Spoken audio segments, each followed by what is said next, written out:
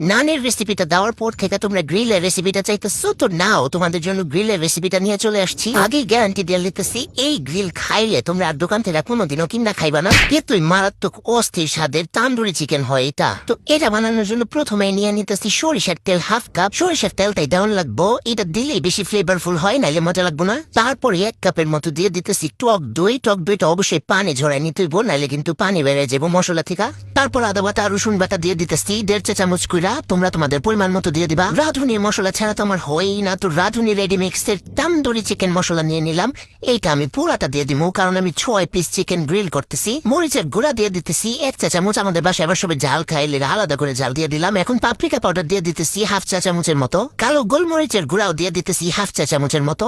এরপর এই যে এই সয়া সসটা দিয়ে দিতেছি, এটা অনেক ভালো একটা সয়া সস। দেখছো কত কত মশলা দিতেছি, এত মশলা দিয়ে যদি তুমি চিকেন গ্রিল বানাও তাহলে মজা না হয়ে কই যাইবো কত। এদিক দিয়ে সয়া সস ডালতাছি না, জীবন যুদ্ধে নামছি বুঝতেছি না। এখন দিতেছি টমেটো সস, এটা তো আরো বড় জীবন যুদ্ধ।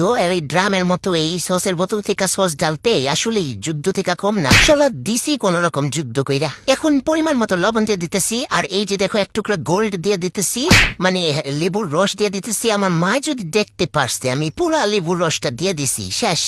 আমার আর রক্ষা নেই। আমার মায় কই বউ অলক্ষী, আমার অন্য ধ্বংস করতেছোস, তোর বাপের অকাদ আছে এখন লেবু কিনার, তুই যে পুরো লেবু দিয়ে দিছোস। ভাগ্যিস দেহে নাই, নাইলে আর ভিডিও পাইতা না। হাই হাই, আমি কামডা করছি কি, আমি দেখি 2 পিস লেবু দিছি।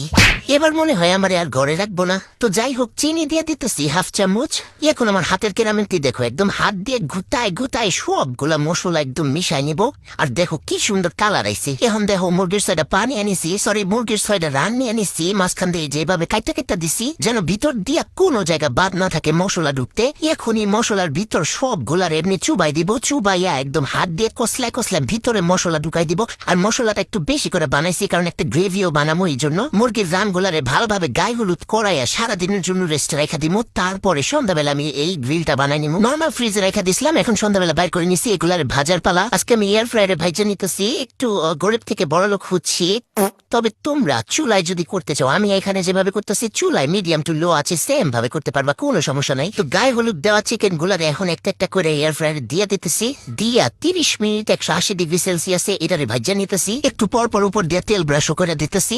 15 মিনিট পর এক পাশ হয়ে গেছে, আরেক পাশ উল্টাই দিতেছি। ভাইরে ভাই, আমি কি ডিটেলস রেসিপি দিতেছি, এত সুন্দর করে ডিটেলস রেসিপি তোমাদেরকে কেউ দিবে না। এরপরেও যদি একবার তুমি ট্রাই না করো, তুমি হলে জন্মের আইসা আর তোমারই লস। এই মশলাটুকু বাচ্চা গেছে, তো এটা দিয়ে এখন মজার একটা গ্রেভি বানাই নিমো। কিছুই করতে হবো না, খালি একটু সরিষার তেল দিয়ে এই মশলাটারে ভালোভাবে কষাই নিমো। ইচ্ছা মতো ঘুটায় ঘুটায় কষাই নিতে হইব, আর কষাই নিলে